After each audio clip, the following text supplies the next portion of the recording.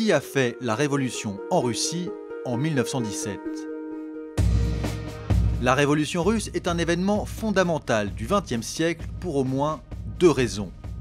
1. Elle a instauré le tout premier régime communiste de l'histoire de l'humanité. Et 2.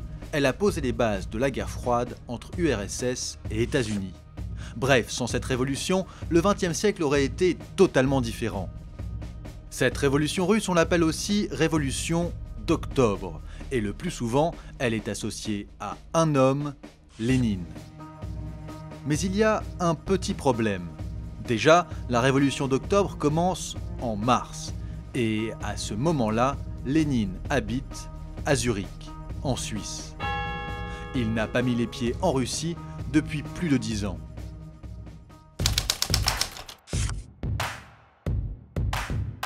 En réalité, tout a commencé avec elles, les ouvrières de Pétrograd.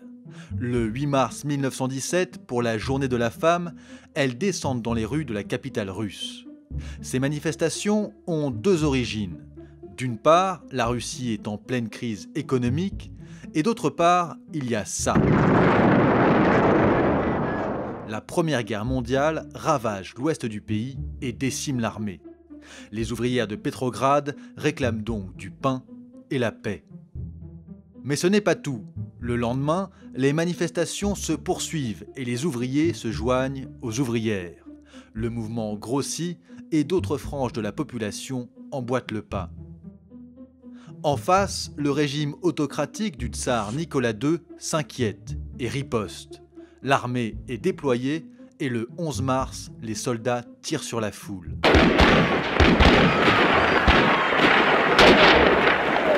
Il y a des dizaines de morts.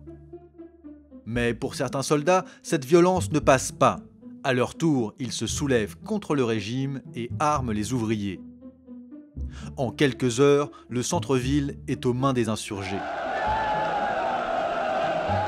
Dans la foulée, la classe politique improvise un nouveau régime. D'un côté, un gouvernement plutôt bourgeois, de l'autre, le Soviet, une assemblée de représentants de la classe ouvrière. Il y a une condition à ce double pouvoir. Le Soviet, plutôt révolutionnaire, doit pouvoir contrôler le gouvernement, plutôt conservateur. Le 15 mars, sous la pression, le tsar Nicolas II abdique.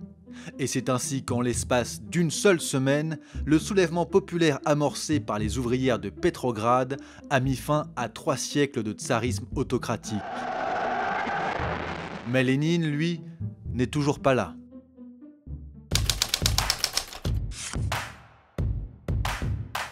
Le 16 avril, en pleine nuit, à 23h10, il finit enfin par arriver à Pétrograd. Et voilà comment le cinéma soviétique raconte la chose.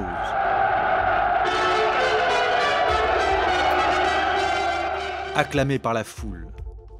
Ce n'est pas exactement ce qui s'est passé. Son discours ultra-radical surprend les membres du nouveau régime. Il appelle à l'insurrection, à la guerre civile européenne contre le capitalisme. Certains le prennent pour un fou. Il faut comprendre qu'à ce moment-là, le parti bolchevique de Lénine est le groupe le plus à gauche du paysage politique révolutionnaire. Et qu'au sein même du parti bolchevique, Lénine est considéré comme radical.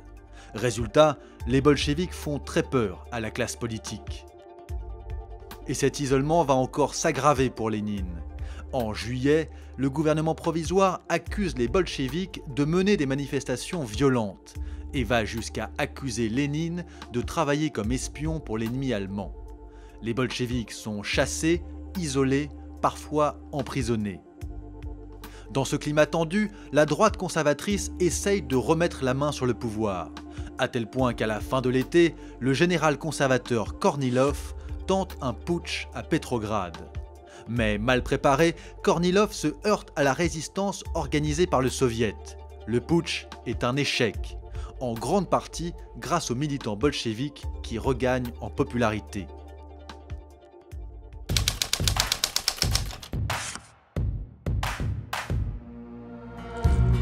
Cette agitation aggrave encore un peu plus les situations économiques et politiques du pays. Les ouvriers font grève, les paysans se révoltent. Dans ce chaos, les bolcheviks constituent la dernière alternative et ils sont élus à la tête du soviet. Lénine parvient alors à convaincre son parti de lancer l'insurrection armée dont il rêve. Dans la soirée du 6 novembre, il passe enfin à l'action. Encore une fois, les images de propagande montreront plus tard des hordes armées se ruant sur les lieux de pouvoir. En réalité, dans une ville où peu de gens soutiennent encore le gouvernement provisoire, l'insurrection fait peu de victimes. En l'espace de 2 jours, l'affaire est pliée. Le Congrès des Soviets désigne alors un nouveau gouvernement présidé par Lénine. Parti d'un mouvement essentiellement populaire, la révolution a fini par profiter à Lénine. Bien que ballotté par les événements, son opportunisme sans borne a payé. La révolution russe est terminée, elle a duré 8 mois et a fait à peine quelques centaines de morts. Arrivé au pouvoir, Lénine inaugure une nouvelle ère pour la Russie, celle d'un communisme autoritaire et corrompu qui marquera le XXe siècle.